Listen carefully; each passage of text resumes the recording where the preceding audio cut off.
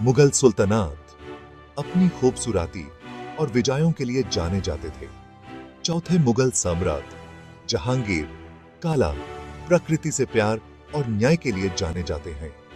जहांगीर, जिसका मतलब है दुनिया का हकीम, 31 अगस्त 1569 को सम्राट अकबर और उनकी राजपूत बेगम जोधाबाई के घर पैदा हुए।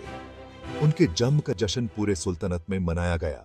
राजकुमार सालिम अपनी लग्जरियस जिंदगी के बावजूद एक जटिल व्यक्तित्व वाले थे, जिनको गुस्सा और बगावत का जल्दी आ जाता था। अकबर के साथ उनका रिश्ता भले ही सम्मान और प्रेम पर आधारित था, लेकिन अक्सर खराब रहता था। 1600 ईस्वी में सलीम ने अपने पिता के खिलाफ बगावत कर दी। ये बगावत भले ही छोटी थी, लेकिन मुगल सुल्तनत की नींव हिला गई। अकबर ने यूज़े माफ कर दिया, लेकिन इस बगावत ने सालिम के राज्याभिषेक पर एक काला साया डाल दिया। 1605 ईस्वी में अकबर की मौत के बाद राजकुमार सालिम सम्राट जहांगीर बनकर मयूर सिंहासन पर बैठे। जहांगीर अपनी पहचान बनाने के लिए उत्सुक थे और उन्होंने कई सुधार किए ताकि अपनी शक्ति को मजबूत कर सकें और अपने लोगों की जिंदगी बेहतर बना सकें। उनका शासन एक नए युग का प्रारंभ था, जहां उन्होंने अपने पितामह अकबर के सुधारों को आगे बढ़ाया और नए नियम और नीतियां लागू की। उन्होंने न्याय का एक सख्त नियम लागू किया, जिसका प्रतीक उनकी जंजीर अदल थी। ये जंजीर एक प्रतीक थी जो उनके न्याय और इंसाफ के प्रति समर्पण को दिखाता था।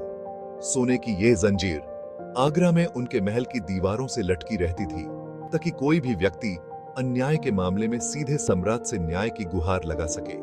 ये एक ऐसा प्रबंध था जो आम जनता को उनके समस्याओं के लिए तुरंत न्याय प्रदान करता था। प्रतीकवाद से परे जहांगीर ने प्रशासन को बेहतर बनाने, व्यापार को बढ़ावा देने और गरीबी को कम करने के लिए नीतियां लागू की। उन्होंने व्यापारिक नीति में सुधार किया, जिससे देश में आर्थिक प्रगति हुई और लोगों की जीवन शैली में सुधार आया। उन्होंने कई करों को समाप्त कर दिया, कृषि उत्पादन को प्रोत्साहित किया और कला और विज्ञान को सरपरस्ती दी। उनके इस कदम से किसानों को बहुत राहत मिली और कृषि उत्पादन में वृद्धि हुई, जो साम्राज्य की अर्थव्यवस्था को मजबूत बनाता था। उनके शासनकाल में मुगल स्थापत्य कला, चित्रकला और साहित्य का विकास हुआ, जो एक समृद्ध साम्राज्य के लिए उनके विजन का प्रमाण है। उन्होंने कलाकार और विद्वानों को प्रोत्साहन दिया, जिससे मुगल साम्राज्य में कला और साहित्य का स्वर्णिम युग आया। हालांकि जहांगीर का शासनकाल चुनौतियों से भी भरी रहा। उन्हें कई आंतरिक और बाहरी चुनौतियों का सामना करना पड़ा, जो उनके शासन को प्रभावित करती थी। विद्रोह, खासकर दक्कन में, ने उनके सैन्य कौशल को परखा। दक्कन के राजाओं में विद्रोह और अशांति ने उनके सैनिक शक्ति को चुनौती दी, जिससे उन्हें अपने सैनिक नीति में बदलाव करना पड़ा।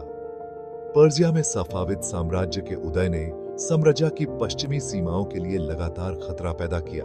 सफाविद साम्राज्य के साथ संघर्ष ने मुगल साम्राज्य को अपनी सीमाओं को सुरक्षित रखने के लिए नई योजनाएं बनाने पर मजबूर किया। इसके अलावा यूरोपीय व्यापारिक कंपनियों का बढ़ता प्रभाव, खासकर इंग्लिश ईस्ट इंडिया कंपनी का, मुगल शक्ति पर हावी होने लगा। ये नए व्यापारिक संबंध मुगल साम्राज्य के लिए एक नई चुनौती लेकर आए, जिससे उन्हें अपनी आर्थिक नीति को पुनर्विचार करना पड़ा। जहांगीर का नाम अक्सर कला के प्रति उनके सरपरस्ती और प्रकृति के लिए उनके गहरे प्यार से जोड़ा जाता है। उनका शासन मुगल साम्राज्य के इतिहास में एक अनोखा योगदान था, जो कला और प्रकृति के प्रति उनके समर्पण से प्रभावित था। हर तरह की सुंदरता के प्रदर्शी, उन्होंने मुगल दरबार को कला के नए आविष्कारों का केंद्र बना दिया। उनके समय में मुगल दरबार एक ऐसे स्थल में परिवर्तित हो गया था जहां कला और संस्कृति का विकास अपनी चरम सीमा पर था। उनके कारखानों में कुछ बेहतरीन चित्र बनाए गए, जो फारसी और भारतीय शैली का एक अनोखा मिश्रण दर्शाते हैं। ये चित्रकला मुगल साम्राज्य की एक पहचान बन गई थी, जो आज भी कला प्रेमी और इतिहासकार को प्रभावित करती है। जहांगीर खुद एक प्रतिभाशाली कलाकार थे, जो बारीकियों पर अपनी तेज निगाह और जानवरों और फूलों के लिए अपने प्यार के लिए जाने जाते थे। उनकी चित्रकला में प्रकृति और जीव जंतुओं का प्रभाव स्पष्ट रूप से देखा जा सकता है। उनकी आत्मकथा तुजु के जहांगीरी। उनके व्यक्तित्व, उनके जुनून और उनके शासन की एक दिलचस्प झलक देती है। ये पुस्तक उनके जीवन के कई पहलुओं को प्रकट करती है, जो उनके व्यक्तित्व और उनके समय के मुगल साम्राज्य को समझने में मदद करती है। कला के अलावा जहांगीर एक प्रकृति प्रेमी भी थे। उनका प्रकृति के प्रति प्रेम उनके जीवन के हर पहलू में प्रकट होता था, चाहे वो उनके बगीचे हो या उनके चित्रकला। उन्होंने शानदार बगीचे बनवाए जिनमें दुनिया भर से लाए गए विदेशी पौधे और जानवर थे। ये बगीचे मुगल साम्राज्य के सौंदर्य और प्रकृति के प्रति उनके प्रेम का प्रतीक थे। उनकी आत्मकथा में विभिन्न प्रजातियों के बारे में उनके निरीक्षणों का बारीकी से वर्णन है, जो उनकी जिज्ञासा और वैज्ञानिक रुचि को दर्शाता है। उनके ये निरीक्षण उनके समय के मुगल साम्राज्य के वैज्ञानिक विकास को भी प्रभावित करते थे। इस तरह जहांगीर की विरासत उनकी राजनीतिक उपलब्धियों से कहीं आगे तक फैली हुई है। उनका योगदान सिर्फ राजनीति तक सीमित नहीं था, बल्कि कला, प्रकृति और विज्ञान के क्षेत्रों में भी उनका योगदान अमर है। उनकी विरासत आज भी मुगल साम्राज्य के इतिहास में एक महत्वपूर्ण अध्याय के रूप में याद की जाती है। अपनी कई उपलब्धियों के बावजूद जहांगीर के शासनकाल में उनकी प्यारी पत्नी नूरजहां का प्रभाव भी बढ़ता गया। नूरजहां, जो अपनी खूबसूरती और समझदारी के लिए मशहूर थी, मुगल दरबार में एक प्रभावशाली शक्ति बन गई। उन्होंने न सिर्फ जहांगीर के साथ अपने संबंध को मजबूत बनाया, बल्कि अपने राजनीतिक और प्रशासनिक ज्ञान से भी सबको प्रभावित किया। असाधारण बुद्धिमत्ता और राजनीतिक दृष्टि वाली महिला नूरजहां मुगल दरबार में काफी शक्तिशाली बन गई। उन्होंने कई महत्वपूर्ण फैसले लिए जो साम्राज्य के लिए लाभदायक साबित हुए। नूरजहां ने अपने समय में कई नई नीतियां और सुधार भी लाए, जो मुगल साम्राज्य को एक नए दिशा में ले गए। जहां एक तरफ उनके प्रभाव ने साम्राज्य को स्थिरता दी, वहीं दूसरी तरफ इससे कुछ दलों में नाराजगी भी फैली, जिससे दरबार में साजिशें होने लगी। उनके प्रभाव से कुछ राजकुमार और दरबार के महत्वपूर्ण व्यक्ति असंतुष्ट हो गए, जो अपने स्वार्थ के लिए सदियां रचने लगे।